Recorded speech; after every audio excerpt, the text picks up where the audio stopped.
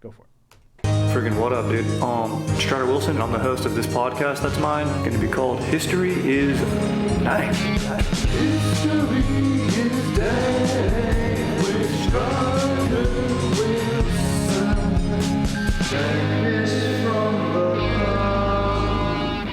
Friggin' what up, dude? Fired up to be on the sticks today, dude. This is a special day, dude. You might be asking yourself, usually I'm posted up, dude, at my freaking office telling my boss that I'm doing work with my AirPods in, but you're crushing this pod, or you're just sunning your freaking beehole while crushing this pod, or maybe listening to it while you're going to sleep, cuddling your dank GF, dude, spooning with your AirPods in, crushing this pod and cuddling, dude, on a Tuesday. But it's freaking Wednesday, dude. Special release episode, dude. July 14th, a very, very special historical day. And of course, we're going to get into the reasoning why. But first, dude, what up, Aaron? What up? Dude, just freaking post it right now, dude. Dude, freaking just did my recent historical shared for myself, dude. Just freaking got back from Vegas again, dude. Right now I'm going on a monthly clip, dude. My body's handling it, dude. It's okay, dude. I'm getting my freaking buzz on. I'll tell you right now, 115 degree heat. Bring it to me. All the bros were in the pool, dude. JT's like, dude, get in the pool. I'm like, nah, dude. Water looks murky, dude. That's more pee than water, dude. Okay, I don't know what that is. I was just housing a 24-ounce pina colada straight to my dome in the 115 degree heat, dude. Slept like a baby that night, but not before, dude. You know what, dude? We went to a strip club this time, you know? Not all the dudes went. JT didn't cruise, but I cruised out with half the crew. I was like, I'm down, dude. Dude, my dank-ass fiance, she supports me going to the strip club. And, you know, these are basically the way the club we went to, they work as independent contractors. Like, you got to pay 300 bones to go up and perform. And, oh, geez. Yeah, no, I couldn't believe that's the model. Make it back. So I was happy to, you know, use my voucher and throw down some tips on top of that. You know, I've freaking Park Whip score fat tips. Dude, I know how it works to hustle for tips. And, you know, I'll tell you right now, dude, like Jaguar and Sapphire were nice ladies, dude. We had like I don't know if I'd say we had a real connection, but I'll tell you this, I did get invited to their roller derby match that's taking place actually today. Oh, cool. Yeah, so if I was in town still, yeah, I'd probably cruise out and watch some roller derby. That'd be sick. So that was their names, Jaguar and Sapphire? Yeah, Jaguar and Sapphire. Oh, okay, because there's a strip club out there called Sapphire, so I was confused. Oh, no, yeah. It's the world's largest strip club, apparently. Really? See, that's pretty I don't know nice. how they verify that. I wonder if it's square footage, dude. Probably. It's like they're not using half of it. Totally. The one we were at was like 3 stories. It was insane, dude. I was just chilling on the first story, posted up, dude. And yeah, it was pretty tight, dude. But so that was sick, dude. What else, dude? Did Top Golf, dude. Dank, dude. Yeah. Yeah, it's fun, dude. It's like bowling, but you know, with your boys and you're golfing, dude. It's sick as hell, dude. So fired up on Vegas. And you know, I had to mix a little bit of business with pleasure because the event and the hero that we're going to be talking about today on July 14th, you know, in what year I guess could be debated. I'd probably say like 1997. Yeah. 1997. So July 14th, 1997, big day. Huge day. And I was out there, you know, the final segments of this man's heroic actions do take place on the Las Vegas Strip, and I eyeballed it, looked at it. Things are, of course, changed now because there was some destruction there as a result of this event. So very happy to talk about it. Aaron, what's going on with you, though, before we dive into this pup, dude? Oh, you know, just raising a child, playing softball. Playing nice, softball dude. In this heat, the heat Bro, we have here. I went and watched you play. I don't know if we talked about that. No, we haven't. Dude, you were really dialed in, dude, pitching very well. I'll tell you this I was that game. You were looking good, dude. And you got on base. I think you got on base every time, dude. It was legit. Yeah, I reached on some errors. Hey. It's all about getting on base percentage, dude. Billy Bean. I think I figured it out. I don't know if reaching on errors, I don't know if that ups your on base percentage at all. I don't know if that's possible. Oh, really? I don't think so. Why, man? Probably makes sense though, because they need to like understand if you're skilled. I guess some dude could get lucky a bunch. Yeah. But you weren't doing that, dude. I was hitting the ball hard. Yeah, just on the ground. exactly. You were making dudes make errors, dude. Yeah. If nothing else, you got to be able to do that. I'll tell you what's sick. You wearing your shades. I was fired up on your shades as soon as I saw you. I was very stoked. They look like attack glasses, which I love, which are, HD tactical lenses. I can, see threats 500 yards out, crystal retina display, just very, very dank. But you have attack-looking glasses, but they're for softball. Yeah. They just cover my eyes pretty well. And they probably have like maybe a little bit of, do they have like extra cushioning in case someone absolutely lightnings one back straight at your dome? No. Those glasses are not saving my life, that's for sure. Yeah, but you know what, dude? You got to deal with that. You got to deal with that sun, that glare, dude. It's gnarly out here in LA right now, dude. Yeah. And depending on the field and the time of day, it was really rough on our outfield for sure. Yeah, dude. Vertree's just running balls down. Joe working the hot corner, dude, just getting stuff done, dude. Being a beast. Yeah, dude, so it was legit be out there. So, yeah, that's sick, dude. Raising a kid, freaking being sick, dude. Freaking some of the bros were out there making kids in Vegas on this trip, dude. Nice. Don't worry about that, dude. I was just posted up, dude. Went up, went down, went on a nice little heater at the craps table, lost a little bit after that. So, all in all, dude, through and through, dude, freaking dank old trip, dude. But today we're discussing July 14th and why, dude. Okay? But before I get into why, dude, just freaking real quick, dude, our freaking podcast today, dude, is brought to you by freaking Talkspace, dude. If you're feeling overwhelmed lately, you're not alone. Start feeling better with a single message. Talkspace Online Therapy matches you with a licensed therapist from the comfort of your device. I think that's legit, dude. It's freaking multi-channel, omni-channel help here, dude. So that fires me up, dude. It's all about talking to someone. You'll talk to your boys sometimes, and they want to give good advice. On this podcast, so I'm giving good advice. But, there's some stuff that you really got to, it's good to get rapport and really experience growth. So I think Talkspace is a dank way to do it. And, you get $100 off your first month with code DANK at Talkspace.com. Get $100 off your first month with code DANK at Talkspace.com. So for July 14th, dude, why? Aaron, I think you might be able to guess, dude. But let me just put into context why this is such an important day historically. Now, sure, it's Bastille Day in France. Okay? Storming of the Bastille. Sure, in 1798, the U.S. Sedition Act prohibits false, scandalous, and malicious writing against the government, which is sketchy. 1933, gnarly stuff's going down in Germany, dude. Nazi party's taking over. All the other people are banned, dude. 1966, Matthew Fox, American actor, is born, Abington, Pennsylvania.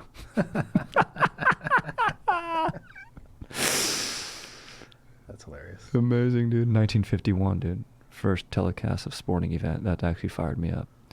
But all I'm saying is this. Actually, this really fires me up. In 1987, do you know what they renamed the Rookie of the Year award in the MLB? In honor of which player? Aaron? Jackie Robinson.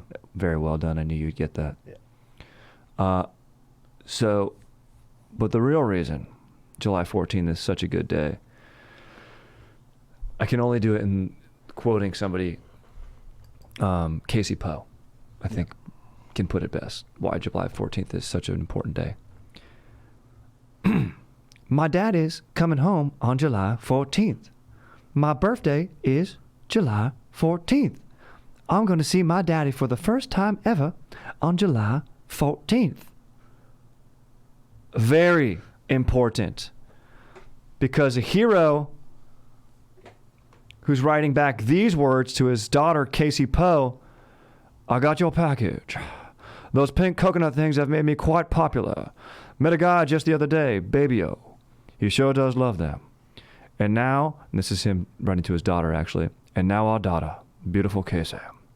I watch her grow in the pictures you send. I show them to Baby-O. His reaction was simple. He said, thank God she looks like her mama. I'd have to agree. It's funny, but here I am in maybe the worst place on earth, but somehow I feel like the luckiest man alive. It's that perspective, that optimism, dude, of Cameron Poe, our hero of July 14th, 1997, being an absolute baller on Con Air. He wrote that letter in between push-up sets. He was getting a PhD and getting jacked. There's one point where he's wearing a wife beater, which our hero can get away with that. This is 97, different time. And he's absolutely jacked, sitting pretzel leg and on his fingertips, balancing himself. And I think reading a book at the same time. Then there's also a prison, there's a prison riot outbreak going on. So just for anyone who doesn't know, Cameron Poe is the hero and protagonist of Con Air. And we'll get into his heroic actions. But he went to prison for being a hero. He went to prison basically for being too much of a hero. Mm-hmm. He's an Army Ranger, gets honorably discharged at the beginning of the film. He's with his wife, and he's at a bar. This guy makes a snide remark. Cameron Poe just says, "Hey man, chill out, lets it slide." Then in the parking lot, a group of the guys and this other, big schmoll and douche, gets a little bit aggressive and disrespects Cameron's wife and assaults her a little bit, and Cameron just reacts, and he's not even trying to do anything crazy, but look, he's an Army Ranger, he's trained. Accidentally kills him, dude. Accidental manslaughter that gets put away.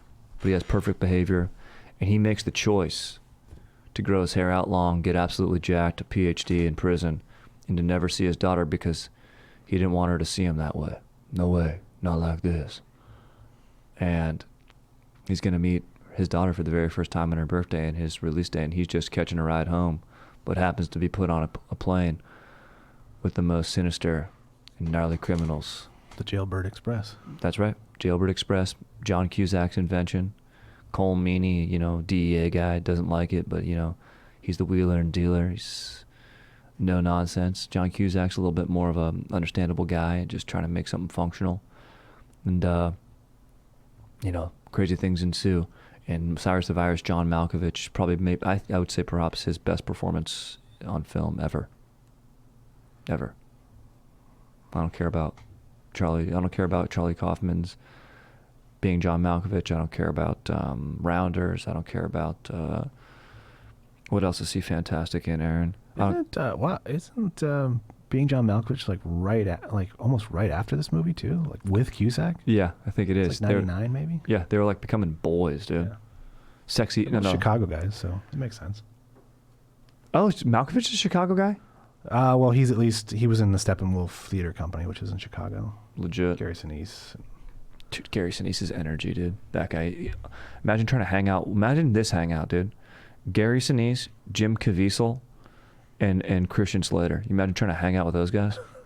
Imagine trying to play top golf with those dudes. Imagine, even Jaguar and Sapphire at the strip club would be like, "I'm out, dude. Cannot." It's like pulling teeth with these guys, trying to get them to talk, dude. And speaking of talk, dude, I'll switch over to writing and these letters, this correspondence, this beautiful correspondence between father and daughter. It's Casey Poe. Dear Daddy, I started today at a Little Sunshine Daycare Center. My teacher's Miss Gordon. She is nice. We go to playtime, and we all have to hold hands when we walk there. This is Poe. Dear Casey, it was so good to read your letter. I'm glad you like your teacher. We don't exactly have a playtime like you. We do go outside, though. Normally, we don't hold hands. At this point, Poe is being slid a Spanish book and also, he's listening to books on tape, and he's memorizing how to order margaritas on a yacht with his wife. It's like, mi esposa te gusta dos margaritas, por favor. Gracias. Dude, that's like me and Cameron Poe's Spanish accent, ¿Dónde está la biblioteca? Puedo ir al baño, señora Dofo, por favor. Yeah, I don't think he had to be Southern. But you're doing it great. You're doing a great impression. I pride myself on it. Yeah, it's one of the major reasons I'm trying to do this episode. But also my Spanish accent was the worst. I'd be like, Madrid está ir correr las olas y comer el pescadores. Gracias, señora Dofo. It's exactly how I friggin' would talk Spanish in high school, dude. Imagine that teacher just happened to hear that, dude. Dude, you got Casey Poe. Dear Daddy, today was my first day at first grade. I didn't like it. I don't want to go back tomorrow. This boy, Scotty Dalton, has black teeth and calls me names. Mama says I have to go back. Tell her not to make me. Dear Casey, hopefully this finds you still going to the first grade. School is very important. Your mama is right. Don't worry about little Scotty Dalton. Sometimes you meet people like that, but don't let them get you down. At this point, he's learning origami, dude. This guy is just basically bettering himself, dude. He's literally like kind of doing Elvis. Dude, yeah, exactly. And let me tell you right now, I want to get this out here. I'm a Nick Cage. Dude, I love Cage. Yeah. This guy brings it, dude. He's been good and stuff, and he's been absolutely horrible and stuff. And, like, he's just always... He makes choices. That's all you can do, Aaron. Yeah. You just have to make choices, dude. And he's making those choices. And it's amazing. And, dude, like, I was reading this article from the Atlantic, loving it. And it was just kind of comparing, like, July 14th, Bastille Day versus Con Air. And I actually did a little research on Bastille Day, and maybe I'll throw a little bit of it in here just because it piqued some interest. I really didn't know too much about it. But I know a shit ton about Con Air. I got a PhD in that shit. But it was just like... it was interesting. He goes like, you know, you have this whole intro, and then you typically have like an action, like a montage sequence to catch you up. But instead they go into this like very slow, drawn out, like sort of montage over like letters being written between him and his daughter. It's amazing, dude. It's a beautiful character development. I honestly watch the prison sequence every July 14th. It's how I celebrate. I crack open a nice IPA and I watch the prison sequence from Con Air. It's very beautiful, and it's actually been on I think it's been on AMC lately. I'll watch it. Commercial breaks, 5 hours. I'll dedicate middle of my day, 5 hours. You know, I don't care if it's sunny and 75 outside. Need to walk the dog, don't care. Let him shit on the rug. We're watching Cameron Poe. Let's go. I couldn't. I need some of those lines. I need some of those lines unedited, you know? It is true. You got to there are some good ones, and I did a favorite quote section, and I want to get some of your favorite quotes too coming up. But first, let me finish out the setting the table here. You know, Casey Poe at this point goes, "Dear Daddy, are you ever coming home?" "Dear Casey, of course I'm coming home. Just a little while longer. And all the things we miss doing together, you can be sure we'll do." Then he finally goes into, "Dear Hummingbird." He calls his wife Hummingbird. Mm-hmm. "Dear Hummingbird, break out the fine china. Chill the lemonade. Tie a yellow ribbon round the old oak tree, 'cause this boy is coming home to his ladies. Coming home forever." And he says, "I just hope I'm not a disappointment to Casey or to you." But I mean, it's beautiful, dude. Mm-hmm. Love Cameron. At this point, he's getting released, dude. Him and Baby-O are Baby-O's getting a transfer. And, you know, he's got diabetes, dude. I think maybe it has something to do with that. I forget.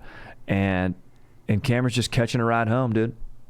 You know, from San Quentin, dude, to where he was at, dude. I guess the crime happened in California, and now he's going to cruise back home to Alabama, see his ladies, but not before some detours over to Lerner airfield and the Vegas Strip, baby. So it's just a beautiful, beautiful thing. Forever. Just catching a ride home with the deadliest dirtbags ever. Yeah, and you think about like logistics. That's one of the things you have to do when watching this movie. Yeah. Is you just have to tell yourself there's things that aren't going to make sense. I'm just going on a ride, just like Cameron Poe. Like, why would they put him on that plane? Why would everyone happen to be on this at the same time going like, you know, are they saving federal funds at this point? I just don't know. Well, also like when you get out of prison, they will just open the door and be like, "All right, there's a bus in like an hour." Like they don't take you home. Yeah, they like hooked him up with a nice flight. Like it doesn't quite make sense. Yeah, it's coach, but I mean, there's a meal. Like you'll be all right. Yeah. No. Like it's like we can call a cab for you. Dude, 100%. Yeah. 100%. That's about it, dude. Then you get like whatever you were wearing back, dude. Yeah. But dude, Poe's just so jacked now. He's going sleeveless forever, dude. Doesn't even matter, bro. He's got, you know, one of the best scenes is just when Cusack's setting up all these like crazy dudes that are getting on the plane, dude.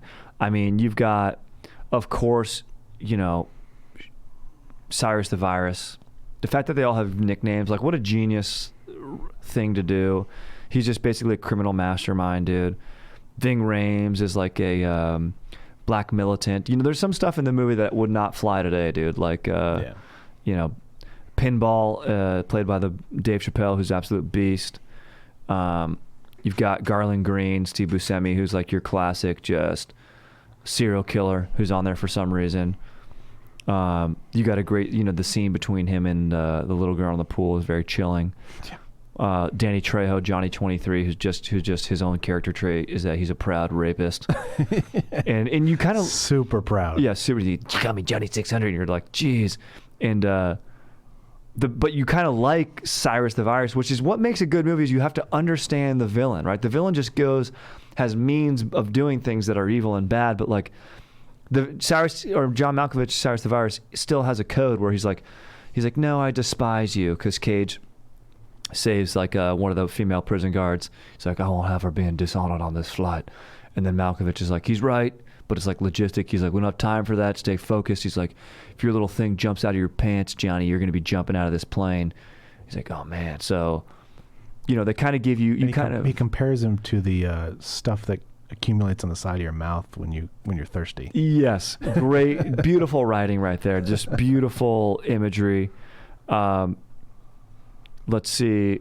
Yeah, those are basically your best, the highlight criminal. There's Diamond Dallas. Diamond Dog. Diamond Dog Dallas. Who's the other guy? Like the dude who's like, what's that? And then Cyrus is like, that's a rock. He's like, oh, okay. Just like some I don't puff. think he has a name, yeah. And who's the dude? Billy something. Yeah, Billy is who gets taken out. There's a very famous line, which is probably, why couldn't you just put the bunny back in the box? Yeah. And put the bunny back in the box. Exactly, dude. And you'll notice in the prison sequence, like Cage gets his daughter a bunny. He's not going to show up on her birthday without a gift. And look, he's a dad. He's trying his best. She's probably, a little too old to get a stuffed bunny as a gift, but he just, a loving father, and he wants to have that. So it means a lot to him. And the fact that, what's his face? That dude, Billy something, wouldn't put it. God, was it Billy Bats or Billy something like that? That sounds right. Let me see. It's got to be. In any case, Swamp Thing's great, dude. The guy who flies the plane, he's hilarious. Gainey, yeah, he's a great actor. Yeah, who they pick him up. Oh yeah, William Billy Bedlam Bedford. Billy dude. Bedlam, yeah. Billy Bedlam, dude. Yeah, he's just a bad dude, man. So, classic, bro. Cage just stepping up, and he's being an absolute freaking beast in this entire journey, dude. He has a chance to get off the plane, him and Baby O. He's like, nah, dude, I got to stay back, dude. I don't trust, Johnny 23, and you got to get your freaking diabetes medicine, dude, and I got to make sure things are just going right. What type of hero am I going to be? And we might say to ourselves, like, that's going above and beyond, right? Like, that's how could anybody do that? But to answer that and how someone would do that, I would just like to put, which is just genius script writing, is in the very beginning of the film when Poe's getting honorably discharged. He just basically spells out what an Army Ranger is. And he says, Army Rangers have a proud history. Since the 1700s, Rangers have led the way in every major confrontation in which the United States has been involved.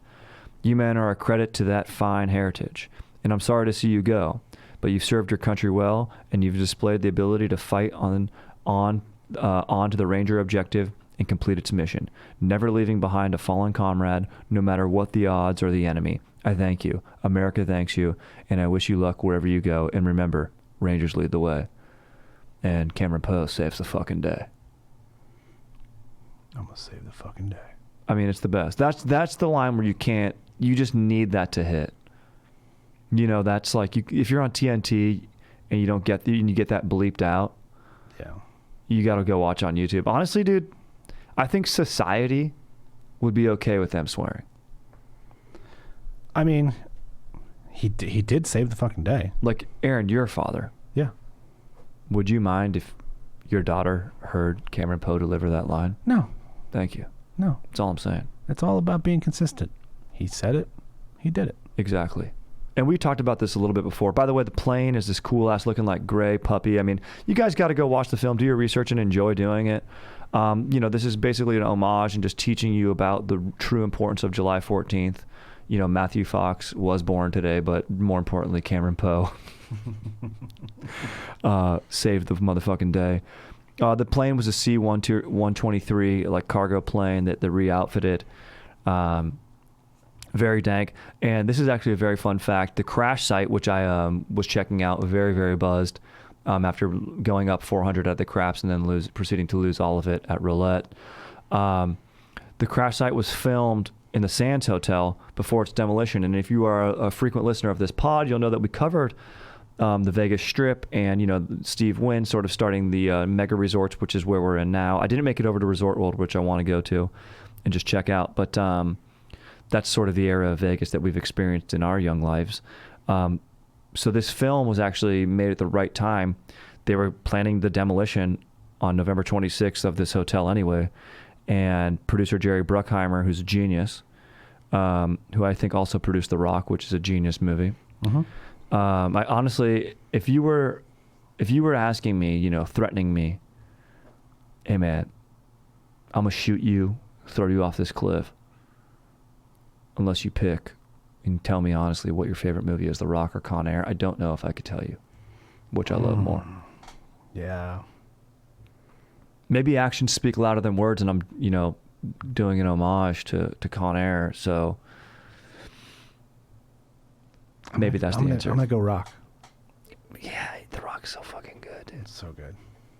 When the jets fly under the bridge, JT's brother Chris Parr, he can explain The Rock like perfectly in 3 minutes, and he just says it's hilarious that the jets decide to fly under the Golden Gate Bridge.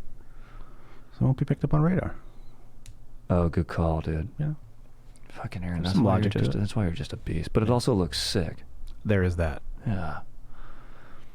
So, Jerry Bruckheimer, being the genius that he is, an artist, in my opinion, found the right spot for the climactic finale originally planned for a crash at the White House, but Las Vegas was more in keeping with the dichotomy of convicts crashing in. We got very lucky. That's what Bruckheimer says. The Sands was going to be demolished anyway. They blew up the tower on their own, so I think they filmed that as well. And then we arranged to blow up the front of the building with the plane. So you got to love practical explosions. Practical stuff in film is always just looks great on camera. Of course, there's more risk, more expensive, and you only get one take if you're blowing shit up. Yeah. So very, very dank. And just an absolute friggin' beastly moment. Now I'd like to, just real quick before I get into some of my favorite quotes, just touch on, Bastille Day. I just wanted to visit this real quick. Is a holiday in France celebrating the storming of the Bastille, a military prison fortress on July 14th, 1789, in a violent uprising that helped usher in a French Revolution, dude. So French Revolution, dude, you've got like these freaking... You got three classes of people, dude, and like, of course, like there's like the royals, then there's like the elites, and then like the big class is like everyone else, but all votes are majority rules, so the royals and the elites would just like outvote everyone, and so there's this like tennis court oath that takes place where they like create their own class, establishing like a new written constitution. Dudes are fired up, dude, and they do this on like June 20th, 1789. So these are sort of the events leading up to it. So, and then basically, the classes are called, there are like three orders. The clergy is the first estate, that's nobility. Second estate is the commoners, and the third estate, the second estate is like wealthier people, and then the third estate's commoners, dude. So they get overruled, dude. They're freaking not fired up on that, dude. July 10th, the king dismissed this like popular reform minded Jacques Necker, Necker, and his like only noble minister, and the crowd's not happy about it, dude. They're freaking pissed off. Louis the freaking 16th, that's who this is in power at this time, dude. He cruises in. It's like Marie Antoinette's in power too, dude. He like cruises in some of like his royal guard and soldiers, and the crowd's like, what the fuck, dude? This is whack, dude. What's going on here? I don't like this type of stuff, dude. So it's been unrest for a few days now. Crowds start, getting heated, dude. They are pissed off basically about there being overtaxed. And it's all about haves versus have-nots. Term bourgeoisie comes out of the French Revolutions. That's like your second estate, and they're basically just not fired up, dude. And they see these troops come in, dude. Crowd gets crazy, dude. There's like riots and upheavals going on. They cruise over to this like mob seizes like 32,000 muskets, dude, in some cans from this place called Hotel des Invalides, a military hospital. Then they start cruising over to the Bastille, and the Bastille is like sort of a symbolic thing. Like let me read about it here. It's basically, it's not in function at the time of this revolution. It used to be a prison. Like there was like only 8 people there imprisoned at the time. But it symbolized the callous tyranny of the French monarchy, especially King Louis XVI and Marie Antoinette, dude. It was built in the 1300s during the 100 Years' War against the English. The Bastille was designed to protect the eastern entrance to the city of Paris. It's got huge stone walls, dude, and huge 100-foot high defenses and moat. Like there's like 80 regular soldiers there, and 30 Swiss mercenaries were standing guard at the time. But like when they did it, there was like, only a handful of guards and stuff. Famously, Voltaire was imprisoned there for holding political dissents, basically, changing people's minds. And it was actually scheduled for destruction and demolition anyway, and it was going to be replaced by a public square. So much like Bruckheimer. Dude. They stormed it before it was going to be torn down. Aaron, that's a beautiful, beautiful, beautiful realization. That's freaking so damn dank, dude. And you know what? This is actually a violent thing. Like the crowd goes up to the gates. They're like, let us in, dude. They like break one gate. Then they're coming in the second gate. And the Bernard René de Lerner, the governor of the Bastille, governor of the Bastille, is like, all right, well, let's negotiate. Some of your leaders, and the negotiations are taking too long and the crowd's too riled up. And the governor, de Lerner, promises like, look, we're not going to shoot you guys. But then the crowd just is too riled up. Negotiations are taking too long, and they're like, really, like, they're like, what did the mob really even want? Like, they want to change. They probably just wanted to destroy something. Like, what are they negotiating? And they're like, hey, just let us like throw stones here, and let us do that. Like, no, we really just want to come in here and just talk and have speeches. No, everyone was freaking fired up, dude, and they're armed at this point. They start breaking in. Then Lerner goes back on his word. He does open fire on the crowd, but there's way more people, dude. Strength in numbers. They end up shooting back. The mob, they arrest this guy, the governor, but on the way, like, of taking him back to jail, and like some soldiers do come in, but the soldiers are on the people's side as well. So like they actually are fine. I mean, some other soldiers did die, but there's other soldiers that got called in reinforcements. They're like, no, fuck that, dude. Like, I'm not that rich. Like, I want change too, dude. I'm not gonna shoot these people. I agree with these people, and so. But they were going to arrest this governor, but then some really fired up and agitated people in the mob ended up just taking him and then cutting his head off and putting it on a spike. Woo! Yeah, dude. And, this is sort of I guess an early foreshadow of, there's 2 parts of the French Revolution, right? Yeah. And the second part gets real bloody with the guillotine, dude. Guillotines, bro. So, very gnarly, dude. But that's just basically, but nothing's as gnarly as Garland Green. No. What he did. He brags at one point about cutting off a woman's skin and wearing it across 4 states. As a hat, yeah. Yeah. Very psycho. But for some reason, and I have to admit this, you're sort of charmed by Steve Buscemi, aren't you? Yeah, of course. It's very interesting.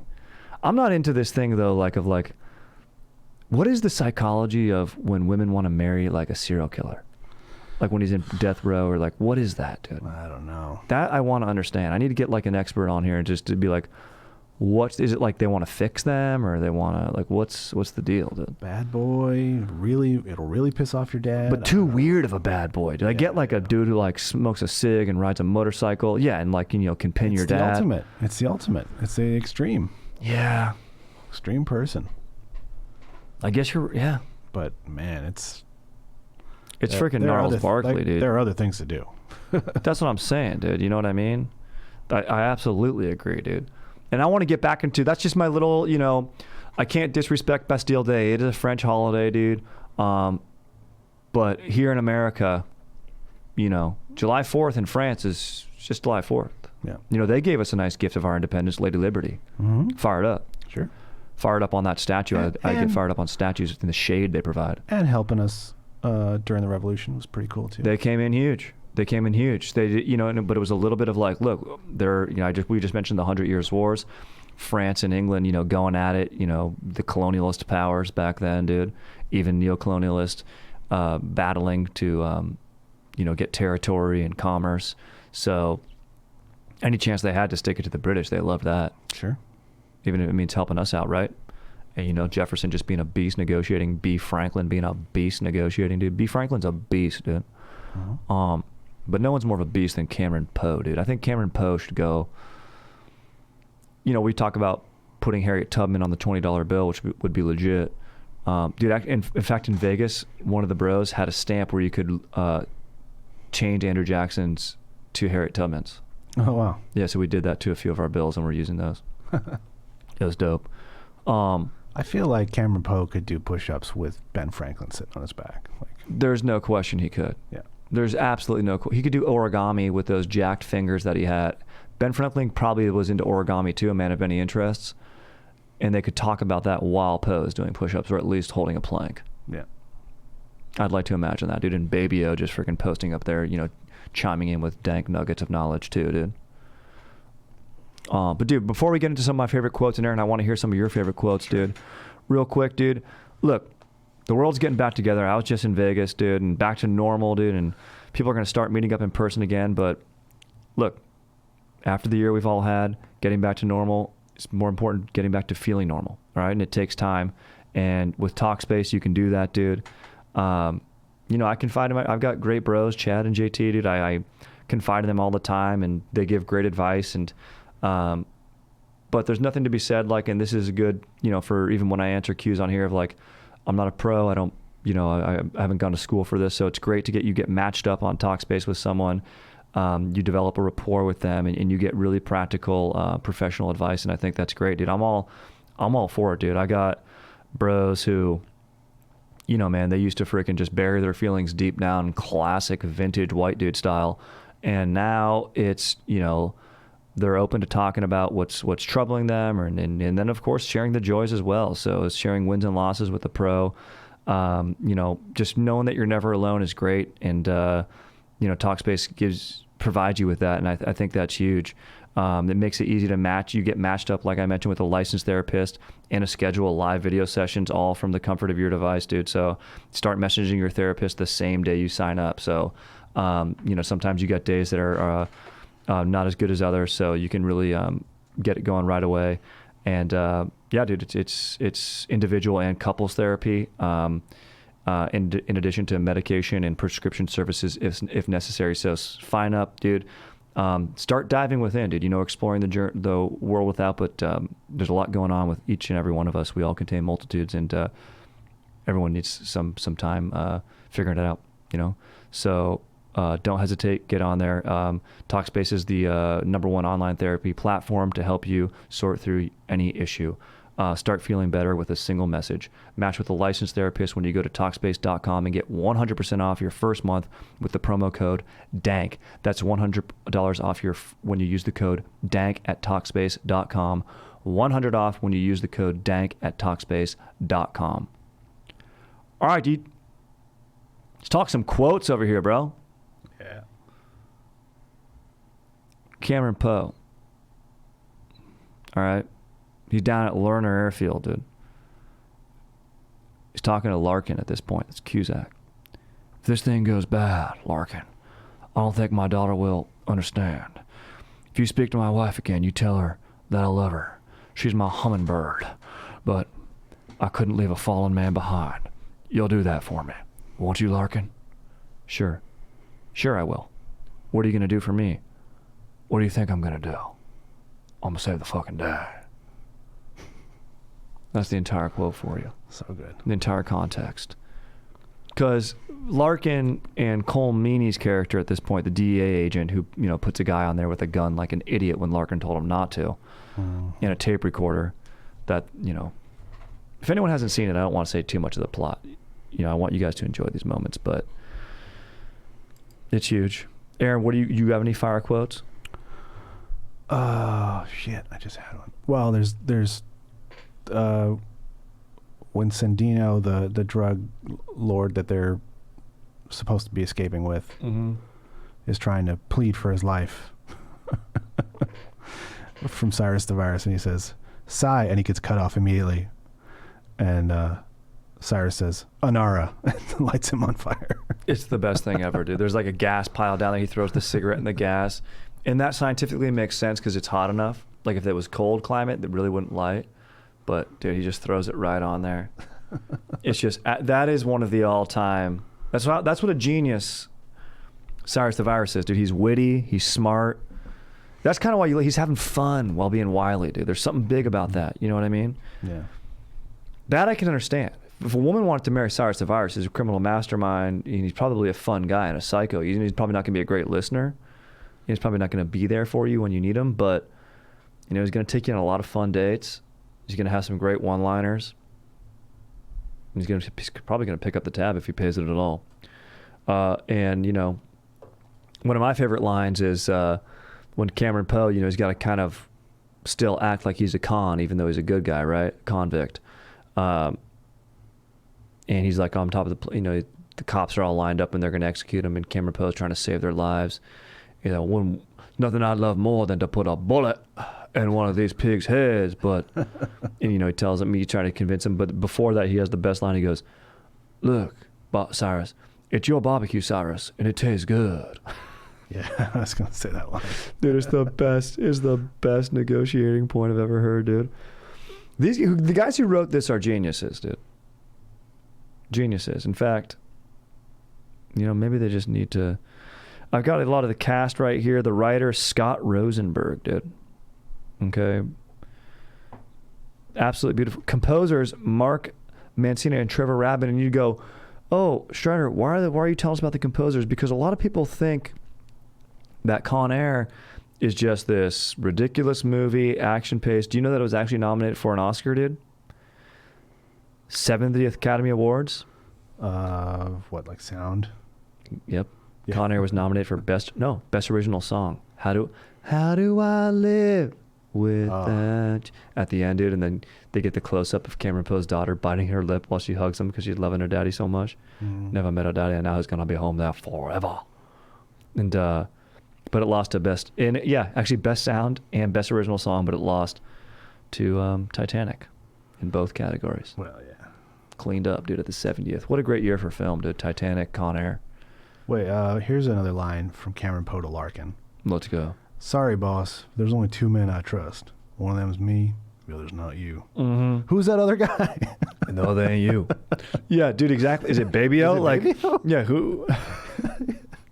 Who the hell does... Yeah, because he doesn't really ever talk about, like, his dad or anything. Like, you don't really... Maybe one of his, like... maybe they cut something, or, like, maybe the reason he's leaving the military is, like... I don't know, like, does one of his dudes in his platoon go down? Yeah, they really don't tell you who that is, but but it just sounds like a great line. One of them's me and the other ain't you. It's great, dude. Oh, my God. Let's see what else we got. Oh, this is Garland Green. Right, he's sitting in front of a little girl in a drained pool. I'll say it right now. Nothing good's ever happened in a drained pool. Actually, that's not true, because people drop in and skate in drained pools, and that's tight. So, drained pools do have balance in the universe. All right, dude. He's freaking posting up, having a tea party with a little girl who's like 8, and she just looks at Garland Green, his appearance, Steve Buscemi, by the way, and goes, "Are you sick?" He asks all, like, thoughtful, like, "Why do you ask?" "You look sick." He goes, "I am sick." "Do you take medicine?" "There's no medicine for what I have." Amazing, dude. And then they're watching the jet go by. I forget how at the very end, there's a great line. It's like, "Does the shooter feel lucky?" And he goes, "Yeah, the shooter does feel lucky." How the hell does he get to Vegas? Which guy? Garland Green. Does he get back on the plane? Oh yeah, no. He leaves the plane. He leaves the pool. Walks off. Yeah. Yeah, like you think he's gonna murder this little girl, but yeah, he waves as the plane goes by. Yeah, they give you that little relief. Yeah, smart. Thank God. Otherwise, you're like, Jesus Christ, what just happened there? I got a nice little interaction between Garland Green and Cameron Poe. Oh, let's go. After he's been in the belly of the plane, put the bunny back in the box. Yeah, so good. What happened to Billy Bedlam? Let's not spoil it. But yeah, Garland Green. 2 went down. 1 came up. Wasn't my fault. Well, you don't have to tell me. most murders are crimes of necessity rather than desire. But the great ones, Dahmer, Gacy, Bundy, they did it because it excited them. Don't you? I got nothing in common with them. With you? Don't you talk to me. They were insane. Now you're talking semantics. What if I told you insane was working 50 hours a week in some office for 50 years, at the end of which they tell you to piss off, ended up at some retirement village, hoping to die before suffering the indignity of trying to make it to the toilet on time? Wouldn't you consider that to be insane? Murdering 30 people, semantics or not, is insane. One girl, I drove through 3 states wearing her head as a hat. It's my daughter's birthday today, so please feel free not to share everything with me. Yeah, dude, that exchange is amazing. That's a great exchange with Garland Green. He comes in like a gas mask and like this suit, like all like Hannibal Lectered out, dude. Yeah, bro, it's nice that they give you that point of view from him too. You know what I mean? They give like, even if the point of views are pretty like broad and stuff, it's fun. Yeah, it's just a fun movie. Yeah, what a great ride on Con Air, dude. And I mean that's basically like. Real quick, just want to pay a little bit of, because I don't want to get too many spoilers, but, Con Air, July 14th, 1997. Oh, wait, one thing. It's a holiday? Yeah, of course. What up? Cusack. He's in, like, a dress shirt, tie, slacks the whole movie, right? Yes. He's also wearing sandals. Is he really wearing sandals in that movie? Yeah. Like Birkenstocks is what I'm picturing? It's the kind that like have a strap on them or something, so they're held to your feet pretty good. They cover your toes, but they're sandals nonetheless. What? Yeah. Why is this character wearing those? I don't know. It's very strange.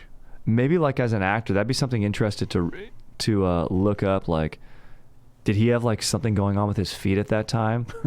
Like, it's really that's very interesting. Yeah.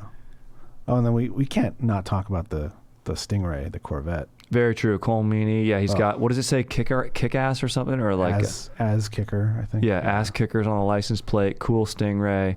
And then, there's this point where Pinballs tragically, a message is sent and, they're like, hey, are you, he gets a call from like a local cop. And he's like, what the heck does, something, a body and Lerner airfield. Whatever have to do with me. He's like, Lerner airfield. How long can we get there? Well, it's a quick flight. Really? There's no plane around. Well, you can drive it if you got a fast car. Boom, dude. Takes Cole Meany, the douchebag DA agent's car, bombs it over to Lerner airfield. Dude, that's where he connects with Poe. Because they want to blow the plane out of the air. And he's like, no, there's innocent people still on there. There's guards on there. You can't just do that. And the DA agents, take them out. And, they were selling military helicopters and stuff like that, and especially when they start heading towards civilian population in Vegas. But dude, that's freaking great freaking call, Aaron, being an absolute beast right there. And then later, there's a great line from Cameron Poe because for some reason they like want to slow the plane. They don't want it to take off again, so they think like hooking it to the car. Yeah, they think hooking the plane to the car to the plane will slow the plane down somehow. Yeah, but it's a gigantic ass cargo jet, so they're not going to slow it down. And so the car's attached to a rope floating in the air behind the plane. And Cameron Poe's like, on any other day, I'd think that wasn't ordinary. I'd say that's out of the ordinary. So it's great, dude. Yeah, you love to see that guy get his comeuppance, dude. They just give you all, they really lean into all the, they give you all, every feeling of gratification and, it's just great, dude. What a freaking ride, dude. And I would say it's one of Nick Cage's best performances. And I read this article, dude, because I read articles, dude, on the plane. And this is on the Hollywood Reporter. Cage is going to be doing a new movie, a meta-action movie called Unbearable Weight of Massive Talent. And dude, it's hilarious. It's going to come out in April 2022, and it's about he like basically this super fan who is a criminal offers him $1 million to attend his birthday, and the CIA is like, this is our only in to like take this guy down. And so Cage has to channel his most iconic characters to save him, like himself and his loved ones, and like this, great. The day.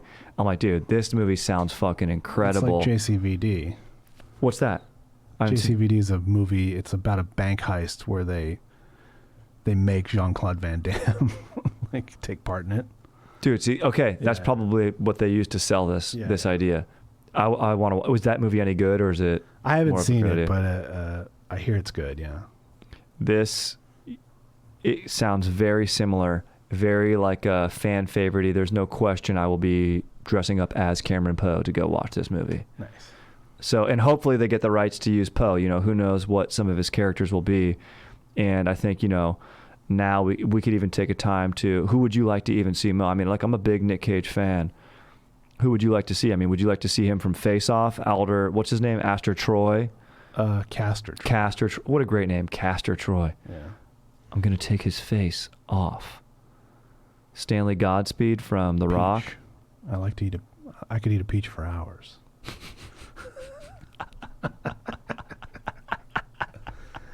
Amazing. So freaking good. Memphis Reigns, Gone in 60 Seconds. Yeah. Sex are boosting cars. Leaving Las Vegas. Never seen it all the way through. I've seen like Leaving Las Vegas, like parts of it, like 20 times. It's good. It's just kind of a downer, but it's good. Yeah. He's really good in Lord of War. Never seen Ghost Rider, dude. I just don't want to, you know, I just can't taint it's my... not good, yeah. National Treasure. I'll tell you right now, I love National Treasure movies, dude.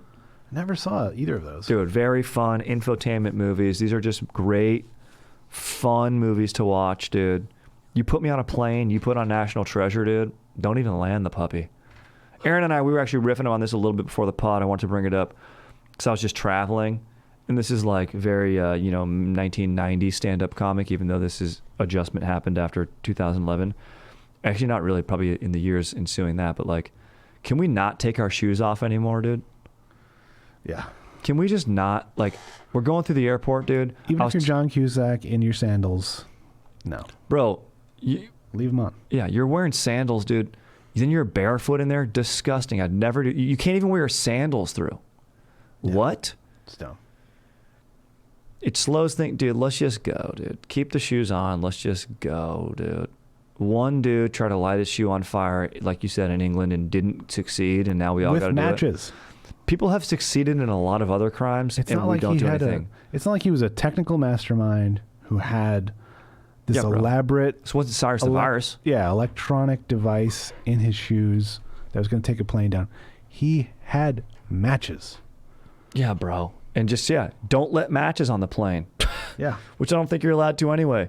So take that massive ingredient out of the equation, dude. Shoes, come on, bro. Let me wear them. In other countries, you can. Yeah. Raising Arizona, perhaps Nick Cage's best performance. People say. Yeah, it's high. Yeah. Do you ever watch Mandy? God, I have not seen it. I really want to. Dude, it's Mandy's is great. I want more Nick Cage in Mandy. The dude who plays like the villain in it is like amazing. That actor is like that dude fucking brings it, dude. Isn't it Mads Mikkelsen or not Maz? I think he's in it, but it's let me see. I don't know who it is. Let me go to. I thought it was Mads, but maybe I'm wrong. He's got to look like that. I think it's Ned Denny. No.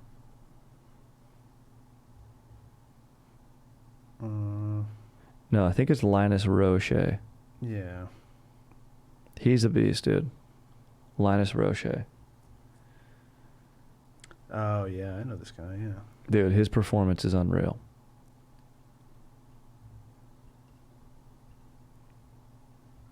Yeah, I gotta see dude, that. Cage has so many good characters. Wicker Man, hilarious. Dude, Knowing, hilarious. Never seen Drive Angry. City of Angels. City of Angels is a weird movie that got popular. Yeah. Is it Color of Space when the aliens come down and like invade the parents? Or is that What? It was like a newer movie. It's not Knowing. I think it's I don't know. What's the one when he's the vampire though? That's the best, dude. He's a vampire? Have you ever seen that old school movie when he's a vampire and is like A B C D E F G H I J? Have you ever seen that? No. Dude, it's the funniest thing of all time. Wow. He's like yelling at his secretary and like goes through the alphabet. It is, do yourselves a favor, go watch that. It is gold. He's amazing in Moonstruck. Yeah, with a wooden hand. Mm-hmm. He's in The Outsiders, actually, which has a star-studded hot dude cast. Dude, Into the Spider-Verse, film noir freaking Spider-Man. He's a beast. Yeah, that's right. He crushes. Kick-Ass. Kick-Ass, he's great. Oh, he is really good in Kick-Ass, you're right. Yeah. He's fantastic in Kick-Ass. Doing his best, like Adam West impression. Yeah. Yep. I love the choices he makes, dude. My favorite. Dude, I've been able to, I got a door for him in his limo, dude. He was in a little tiff with his wife at the time. I think they're still together, I'm not sure, but. Wait, you what? At the hotel doing valet, dude. I've opened the door for his. He was cruising around in the limo, which is also what I love, dude. No one still has limos, dude. Well, he also owned islands that he's had to sell. Yes, dude. Yeah, exactly. Like, the guy, dude. That's yeah, like his houses and stuff that he buys, like his mansions and castles and shit. Yeah. Just, dude. Less is more, dude. Except when acting, I like the choices you make. More of them. Totally. All right, dude. Let's do a few cues and then bone out, dude. He's also in Fast Times. He's one of Sean Penn's buddies, Spicoli's buddies. Dude, I would love to hang out with those guys. Yeah, he has no lines, but I think Anthony Edwards maybe too. That's a great crew right there, dude. Yeah. Sorry, I just swallowed some freaking dank grape sparkling water, dude. All right, dude. Strider, my dank legend. A few weeks ago, you and the boys mentioned Val Kilmer on the pod, probably going deep. That's right.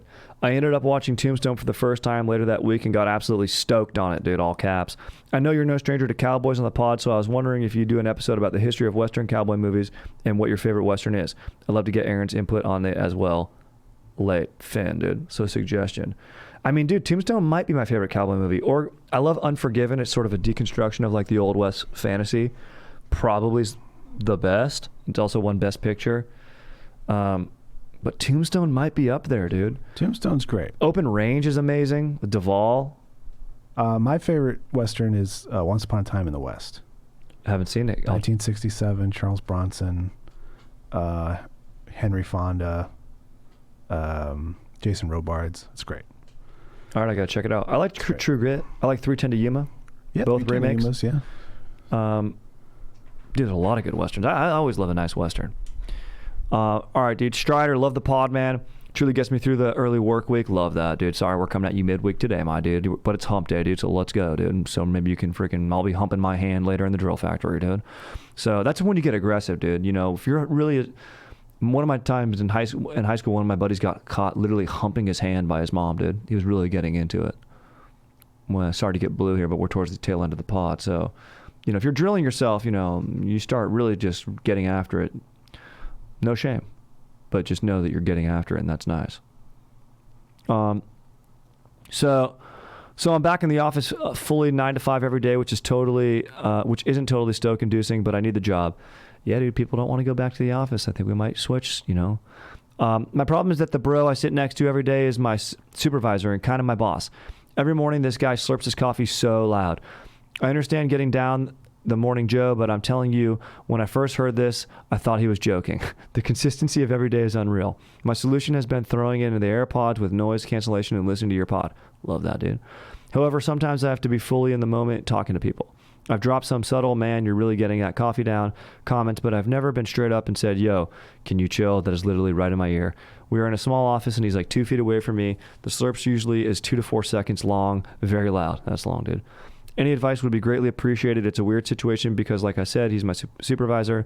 Doesn't get me stoked having to listen every day, but I don't want to be a dick. I could be doing it because he drinks out of one of those Hydro Flask coffee cups, which could be really hot. Stay stoked, brother. Hope the new West Elm L counts perfectly for the lazy Sundays with the dank fiance. What up, Aaron, dude? Anonymous, dude. Legit, dude. Yeah, the L couch is freaking dank, dude. My fiance and I cuddled on that last night, dude. Started watching the new Soderbergh movie, No Sudden Move, a little halfway through. I mean, I don't know, Aaron. What do you think? Dude, you work in more of an office setting than me, dude. I'm, parking whips outside, dude, and cruising around, dude. I mean, it's tough. I've literally sat in a small editing bay with a guy who farted like all the time. Whoa. And it was just like, what do?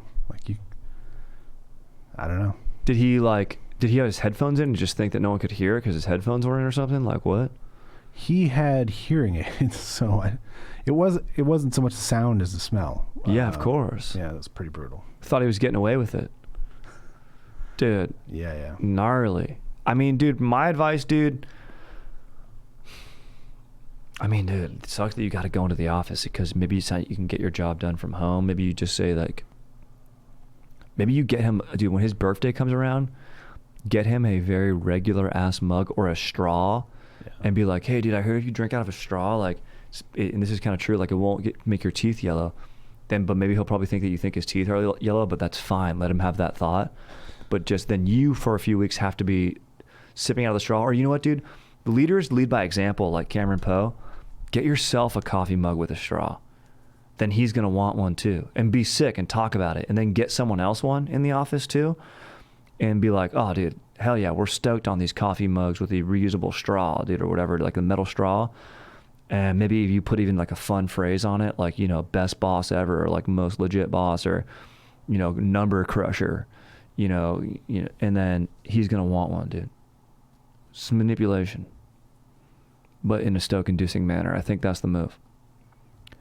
And then if that doesn't work, you've taken 3 steps at this point because you've already, you know, you've thrown some subtle hints, you've put in the AirPods in, and if he doesn't get the 3rd hint, then you go, bro, shut the fuck up, dude. Bro, get a cold brew, dude. Sip something cold. Stop doing that. Hey, man, I'm in the middle of a very important call, and I'm trying to make this company money, dude, and get some freaking fat commish so I can take us all out for dank steaks. And you're making a mistake by sipping that loud, dude. All right, it's affecting the company's bottom line, bro. He's your boss. He'll understand that, dude. Come at him about from a company angle, dude. And then on top of that, personally, it gets me. And to be quite honest, I want you to enjoy your coffee and have that proper energy. But, dude, it's affecting my workflow, bro. Throwing in a stick rhyme like that's tight. All right, just throw one more out, dude, and then bone out, dude. Friggin' what up, Strider? I sincerely hope yours, Aaron's, and any potential guest stoke levels are absolutely maxed out. Thank you, dude. You guys are legends and masters of spreading stoke, dude. Thank you, dude.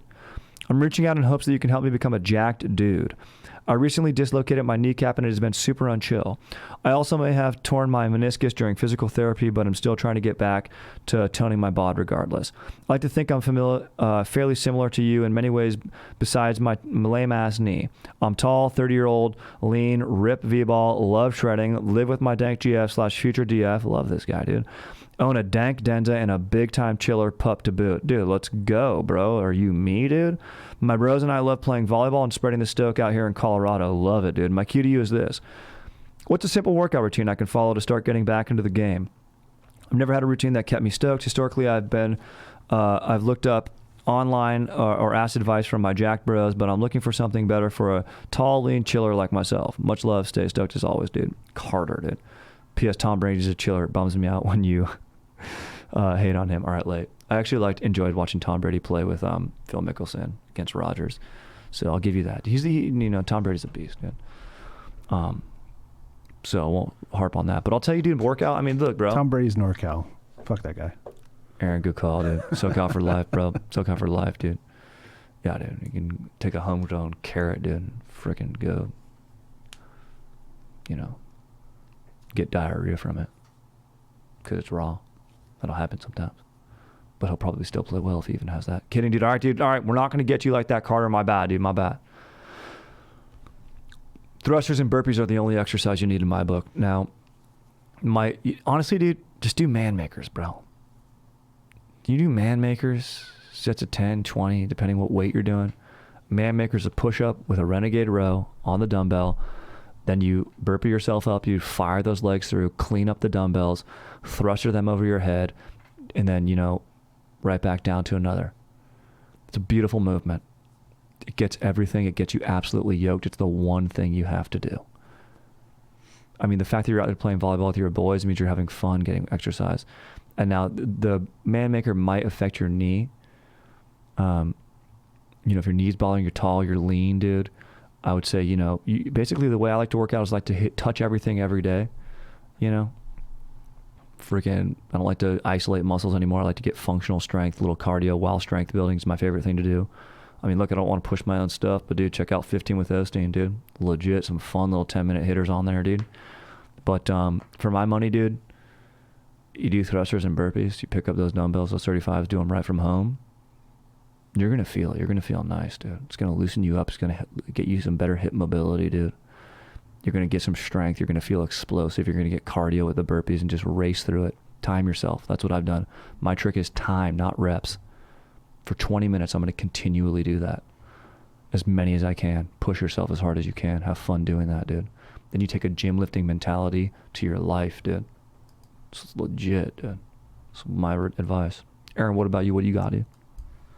Oh, I don't know anything about being tall and lean. So, you know what though? It's still a thruster. The exercise I'm giving out here is good for anyone. I mean, tall and lean stuff. You know, you still just got to do the exercises. The most jacked dudes that are doing CrossFit are all like 5'8", like and very stocky and like yoked up like a $190 or whatever. But like, your tall and lean muscle will look good on your frame.